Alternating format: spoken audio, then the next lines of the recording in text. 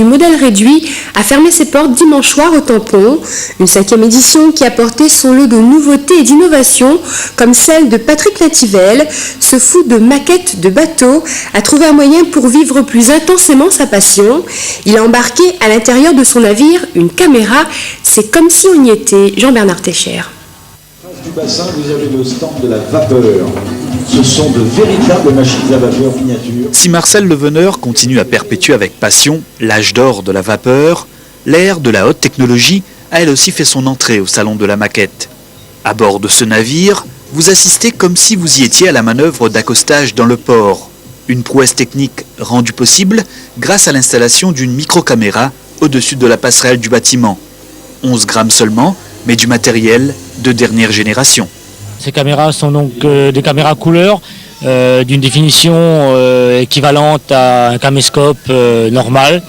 La différence est qu'ici on équipe les caméras de petits émetteurs de télévision très haute fréquence qui permettent donc une transmission vidéo avec une réception sur un écran de télévision directement. Et ça nous permet donc de voir ce qui se passe sur le plan d'eau à la place du commandant de bord. Et donc ces caméras ont une portée d'environ 300 à 600 mètres dans de très bonnes conditions en général. Les applications de ces petites merveilles techniques sont multiples. Utilisées avant tout par les professionnels de la télé, les modélistes ont adopté et adapté ces microcaméras pour mieux vivre leur passion de l'intérieur.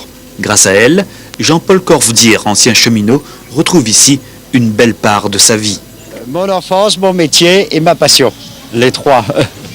On se croit vraiment à bord de la locomotive. Oui, bien sûr, ce que l'on recherche dans le modélisme, c'est d'avoir de la réalité au maximum et de donner au public la possibilité de rentrer dans le jeu du petit train et de pouvoir être également intégré à l'intérieur d'un petit train. On voit tout le réseau qui défile, on passe à travers les wagons qui sont miniaturisés et pour les grandes personnes comme pour les enfants, nous leur faisons voir et les initions à rentrer dans une machine sur le poste de pilotage, à leur faire voir ce que c'est que l'intérieur d'une machine pilotée. De plus en plus fort, de plus en plus vrai, rien n'arrête décidément tous ces passionnés. Au prochain salon de la maquette et du modèle réduit, un simulateur de conduite de train devrait ainsi être présenté.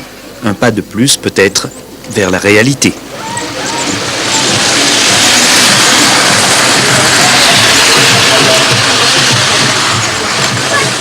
C'est ainsi